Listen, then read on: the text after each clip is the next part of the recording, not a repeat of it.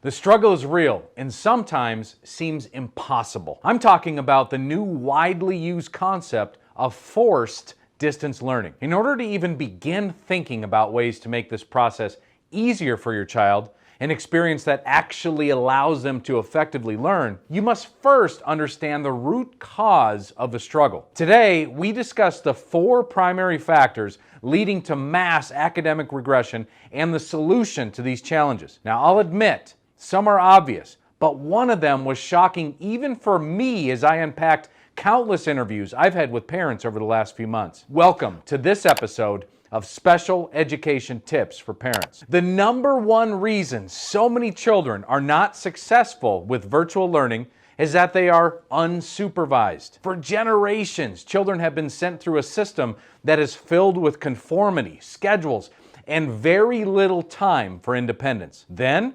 magically, all of this oversight was stripped away unless a parent is sitting in the room with their child.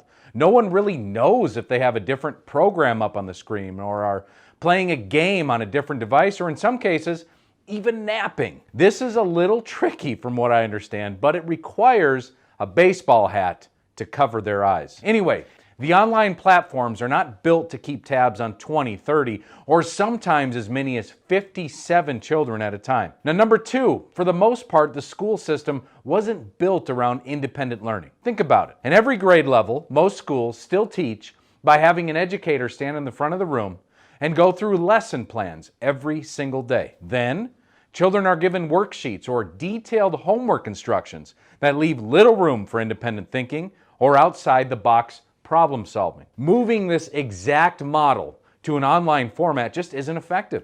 Since children are outside the view of the teacher, they have the ability to make the choice of not following along in class. Then, when a test grade is rough or assignments aren't handed in, too often technology is to blame, not the fact that the child didn't actually absorb the information. In other words, kids no longer have to convince a teacher that their dog ate their homework.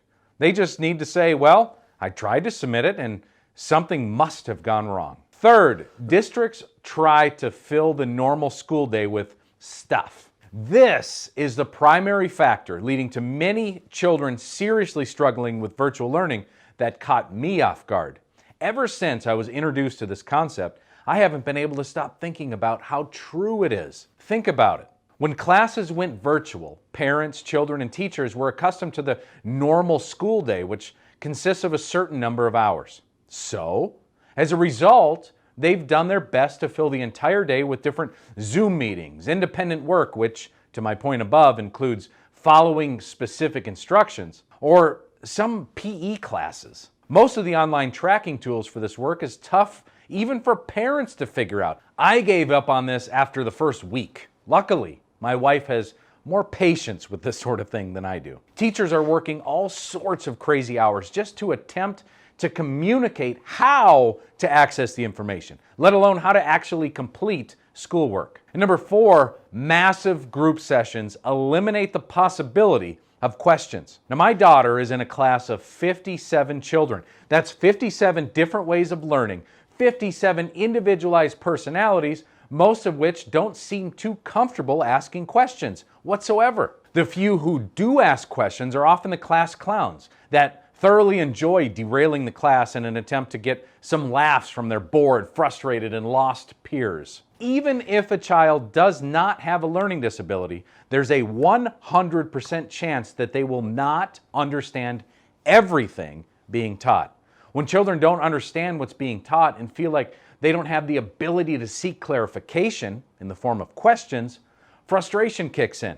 Self-confidence starts to drop, and the feeling of I can't very easily creeps in to fill that void. Then, to compensate for the decrease in self-esteem, these frustrated children begin acting out in the form of behaviors or even defiance. The subsequent growing academic struggle is a slippery slope that truly has only one cure: one-on-one customized instruction. A trained expert needs to uncover where the struggle started, otherwise known as the missing foundational piece, and help to create an individualized plan on how to help the struggling child reach their goals and, most importantly, become independent. Regression is real and change is tough. For children who are already struggling academically before COVID-19, the effects can be crippling. If you have any questions that are specific to your child's academic journey, I would be honored to have a detailed conversation with you. Look, there's no cost to this consultation,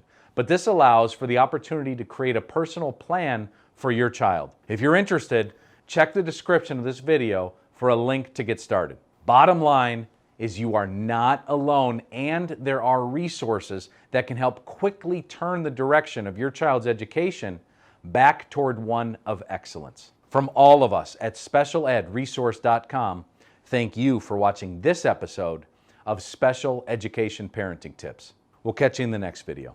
Thank you for watching this video until the end. Please take a moment, give us a thumbs up. Your support means the world to us.